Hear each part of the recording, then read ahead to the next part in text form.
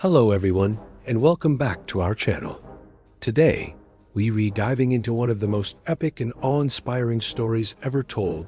The parting of the Red Sea isn't just a tale of miracles. It's a profound story about faith, desperation, and the incredible power of hope against all odds. Whether you've heard it 100 times, or this is your first time, get ready to experience the Exodus like never before. So let's set the scene. Imagine this. Hundreds of thousands of Israelites, finally freed from centuries of brutal slavery in Egypt, are on the move. They've just witnessed 10 devastating plagues that humbled the mighty Pharaoh. And now, they're marching towards a new life, a promised land. Their leader is Moses, a man who grew up as a prince of Egypt, but was called by God to liberate his people.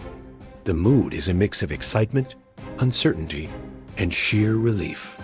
They are finally free, but their journey is far from easy. They are not warriors or soldiers.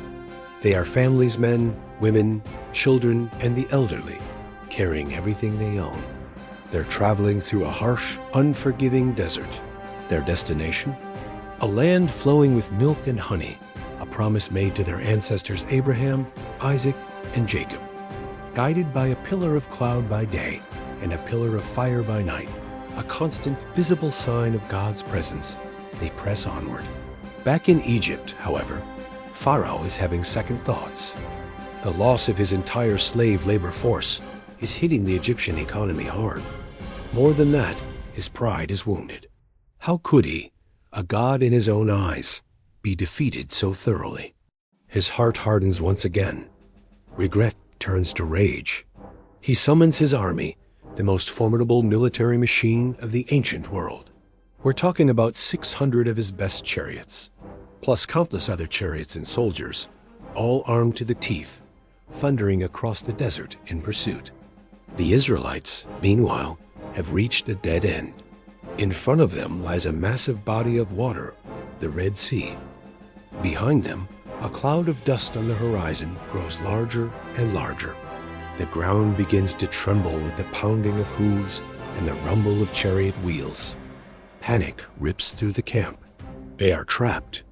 The sea before them, the enraged Egyptian army behind them. Their newfound freedom suddenly feels like a cruel joke, a short-lived dream about to turn into a nightmare. The people cry out, their fear turning to anger and despair. They turn on Moses. Was it because there were no graves in Egypt that you brought us to the desert to die? They shout, it would have been better for us to serve the Egyptians than to die in the wilderness. You can feel their terror. They saw this as the end. From their perspective, it was a completely hopeless situation. They had traded one form of destruction for another. But Moses, standing firm in his faith, addresses the terrified crowd. His voice rings out with a divine confidence that cuts through the chaos. Do not be afraid, he proclaims. Stand firm, and you will see the deliverance the Lord will bring you today. The Egyptians you see today, you will never see again. The Lord will fight for you. You need only to be still.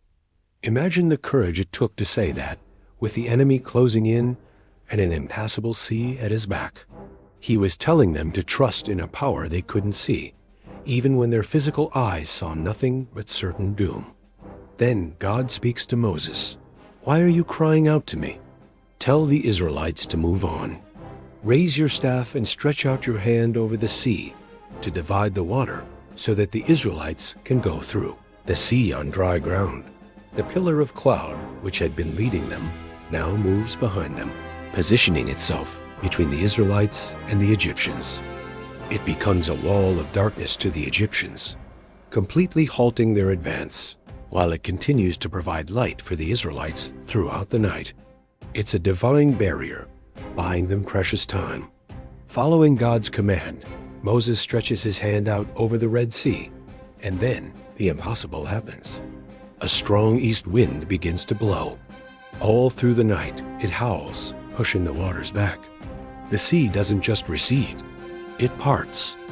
The water splits, forming two colossal walls of water on either side, creating a wide, dry path right through the middle of the sea. Can you even picture that? Towering walls of liquid held back by an unseen force, with the seabed exposed and dry enough to walk on. It's a corridor of salvation, carved through the heart of the deep. With awe and trembling, the Israelites begin their march. They walk on the seabed, with walls of water looming over them on their right and on their left. It must have been the most terrifying and exhilarating walk of their lives. Imagine the sound of the water, the strange sight of fish and sea creatures suspended in the aquatic walls, the sheer, raw power on display. They are literally walking through a miracle, a pathway to freedom that didn't exist just moments before.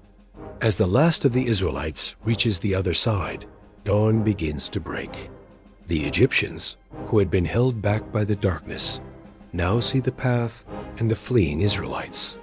Blinded by their rage and arrogance, Pharaoh and his entire army charge into the sea passage in hot pursuit.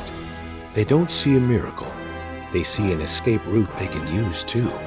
They thunder down the dry seabed, confident they will recapture their slaves. But their confidence is misplaced. Their chariot wheels get stuck in the mud. The mighty Egyptian army, so fearsome on land, is thrown into chaos and confusion within the sea corridor. They realize too late that they are not just fighting the Israelites. They are fighting the God of Israel. Let's get away from the Israelites. They cry. The Lord is fighting for them against Egypt. Once all the Israelites are safely on the opposite shore, God gives Moses another command. Stretch out your hand over the sea so that the waters may flow back over the Egyptians and their chariots and horsemen. Moses obeys. He raises his hand, and as the morning light fills the sky, the walls of water collapse. The sea returns to its full force with a thunderous roar. The entire Egyptian army, the chariots, the horses, the soldiers, Pharaoh's finest, is engulfed by the returning waves. Not one of them survives. As the sun rises, the Israelites stand on the shore and see the bodies of their former masters washed up on the sand. The threat is gone. The army that had terrorized them for generations is utterly destroyed. They are not just free, they are safe. The sense of relief, of awe, of gratitude must have been overwhelming. The fear that had gripped them just hours before is replaced by an incredible sense of wonder and praise. The story of the Red Sea crossing is more than just a historical account. It's a powerful metaphor for our own lives. We all face Red Sea moments, times when we feel trapped, with impossible obstacles in front of us and overwhelming problems closing in behind. It's in those moments of desperation, when we feel there's no way out, that this story offers us incredible hope. It teaches us about the importance of faith, of trusting that even when we can't see a path, one can be made for us. It's a timeless reminder that with faith, what seems impossible can become a pathway to deliverance. Thank you so much for joining me on this incredible journey today. If this story resonated with you, please hit that like button and share it with someone who might need a little bit of hope. Don't forget to subscribe and turn on notifications so you won't miss our next deep dive into the world's most powerful stories. Until next time, stay curious and stand firm.